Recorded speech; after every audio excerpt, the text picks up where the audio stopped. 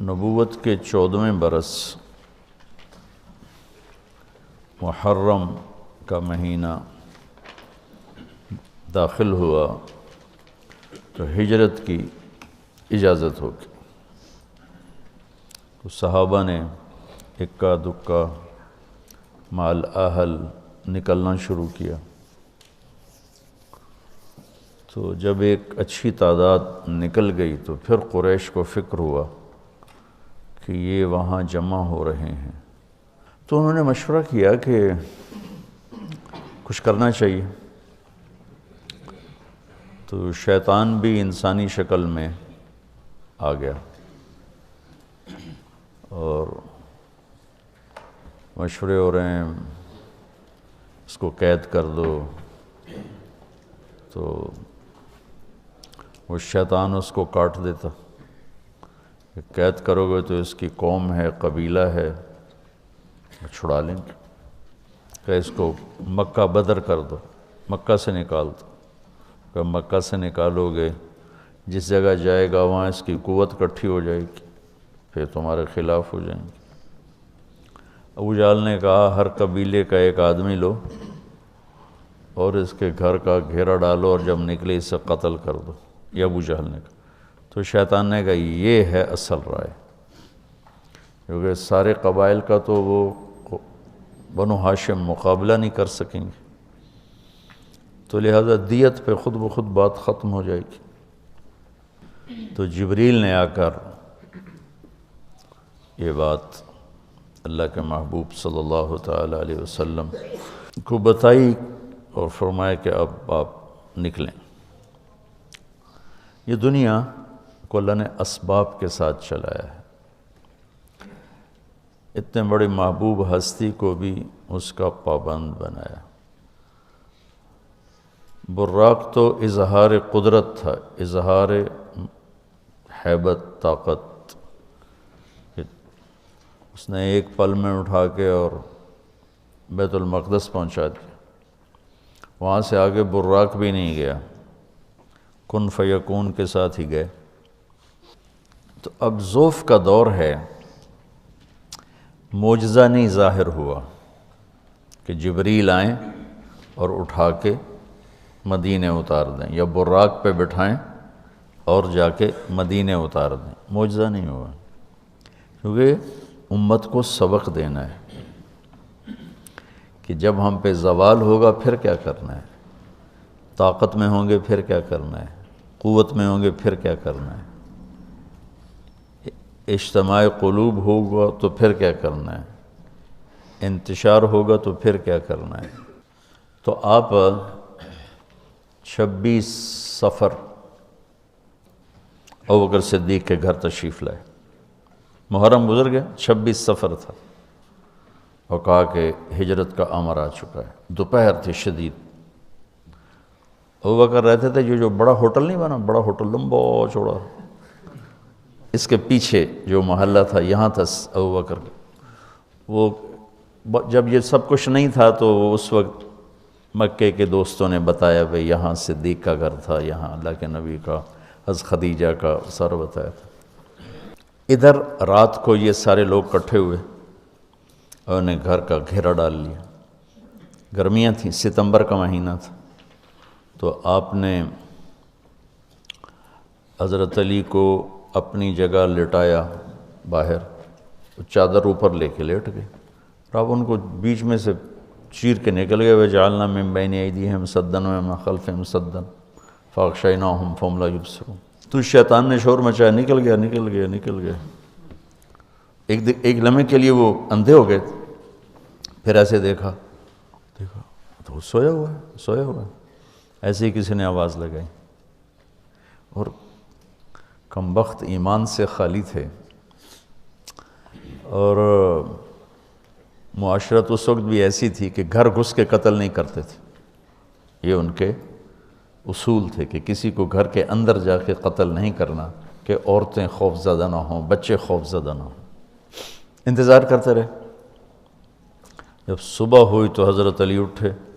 اچھا انہوں نے کیا کیا، انہوں نے کہا پتھر مارو دیکھو کیا کرتا ہے، شاید کپڑا ہٹائے چہرے سے تو پتھر مارے، تو حضرت علی کو پتھر کر ہائے کرے آئے، لیکن چہرہ سے کپڑا نہیں ہٹایا۔ صبح ہوئی تو اٹھے تو انہوں نے پکڑ کے پٹائی شروع کر دی، کدھر ہے محمد کا؟ مجھے کیا خبر، تم باہر تھے میں اندر تھا، مجھے کیا خبر؟ تو پھر وہ کہنے لگے ہمیں شک تو رات کو ہی پڑ گیا تھا، اس لیے کہ اسے جتنے بھی پتھر پڑتے تھے کبھی ہائے نہیں کرتا تھا، اور تیری جو ہائے تھی نا وہ رات کو شک میں پڑ گئے تھے کہ یہ وہ نہیں ہے، لیکن بس ہم دھوکہ کھا گئے۔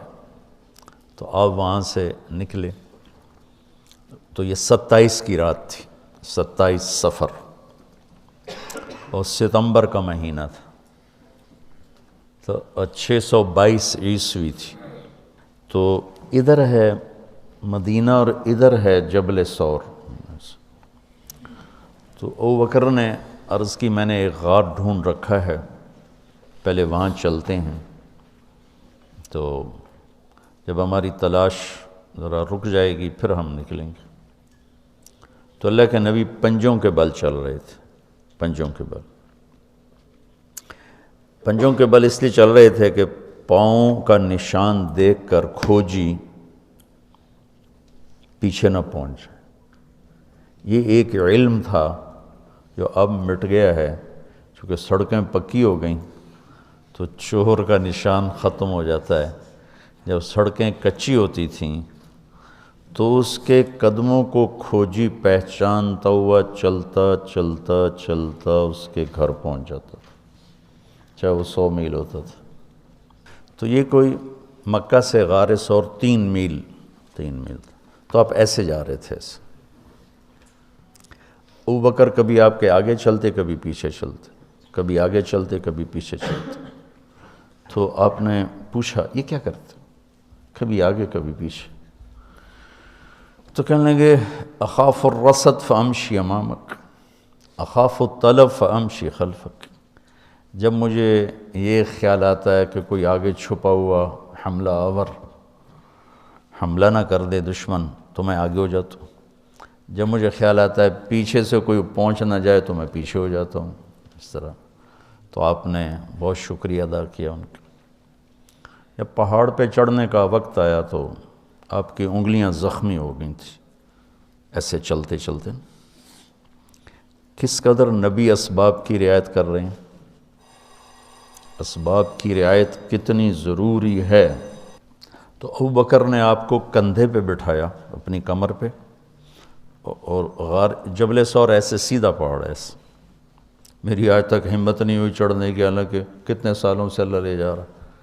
تو آپ کو اپنے کمر پہ بٹھا کے اوپر پورا پہاڑ اوپر چڑھے، پھر آپ کو باہر کھڑا کر دے گا، آپ اندر نہیں جائیں گے، خود اندر گئے، ایسے اس کو ٹٹول ٹٹول کے جتنے سوراخ تھے پتھروں سے بند کر دیے، سوراخ باقی بچ گئے۔ تو اپنی پگڑی اتاری، پھاڑ پھاڑ کے سوراخ بند کی، پھر سوراخ باقی تھے، کرتا اتارا اور پھاڑ پھاڑ کے سوراخ بند کیے، ایک باقی رہ گیا جس میں وہ سانپ تھا۔ علماء نے لکھا ہے کہ وہ سانپ جو ڈس رہا تھا، ایک تو سانپ اپنی فطرت سے ڈستا ہے نا، علماء نے لکھا ہے وہ اس لیے ڈس رہا تھا کہ وہ راستہ مانگ رہا تھا دیدار نبوت کے لیے۔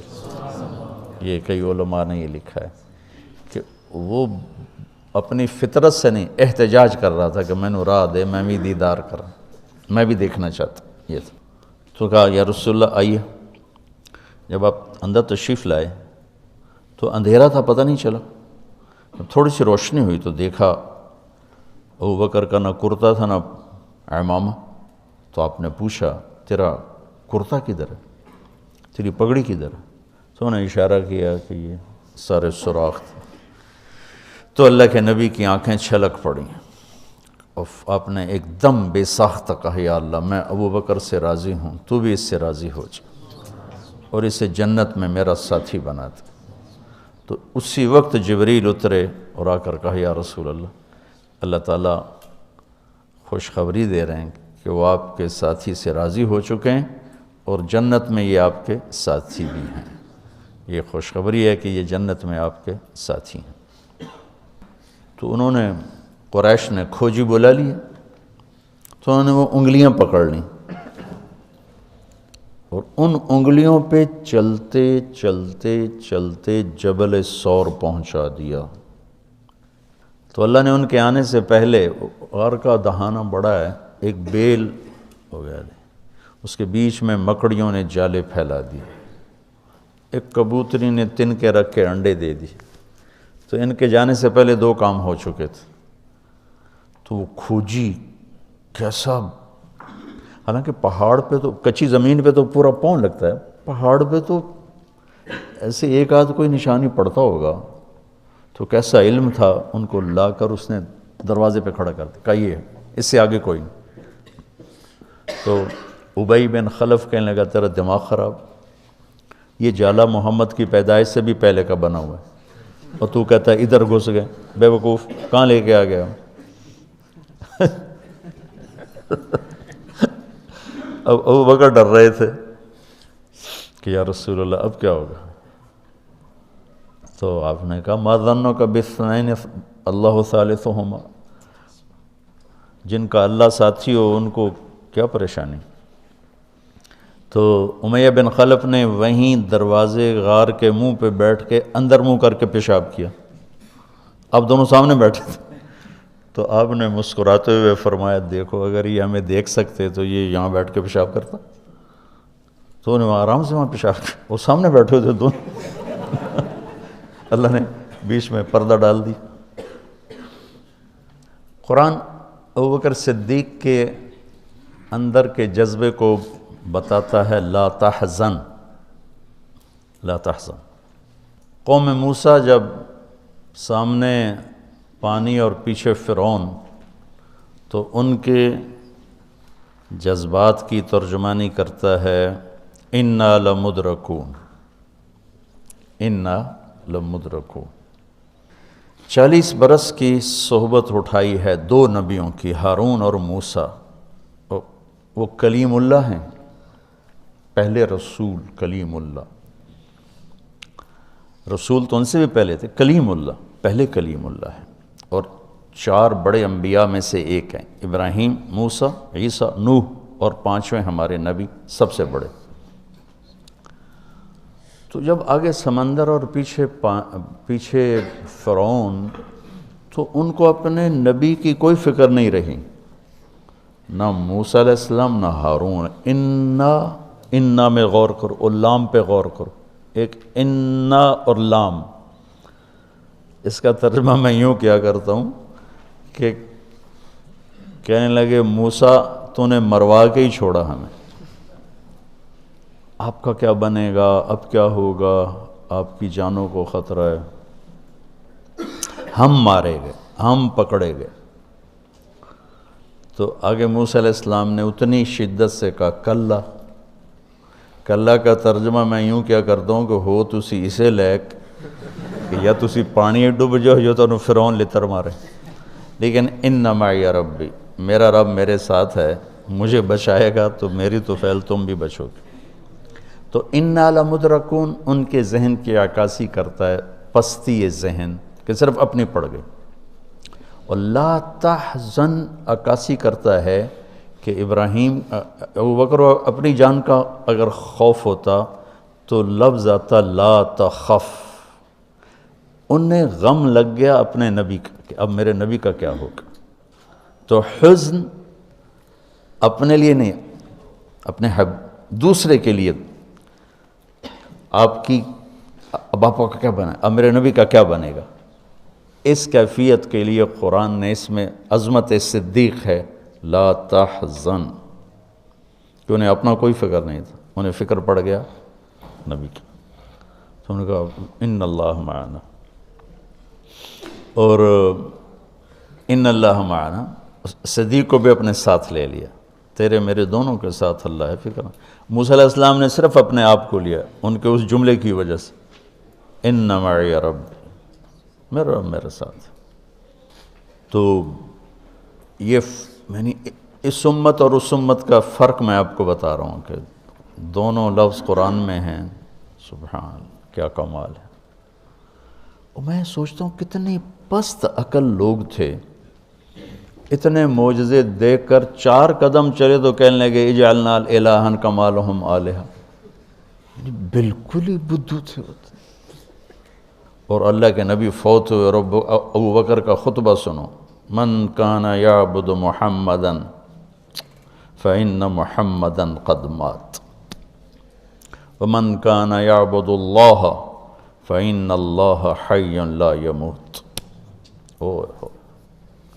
وہ کہہ رہے ہیں اجعلنا الہا کما لہم آلہہ، موجودگی یہ انبیاء، 2 انبیاء کی موجودگی، اور یہاں وہ دنیا چھوڑ چکے ہیں اور ان کا ایک ادنا خادم اعلان کر رہا ہے، من کان یعبد محمدا فإن محمدا قد مات ومن کان یعبد اللہ فإن اللہ حی لا یموت۔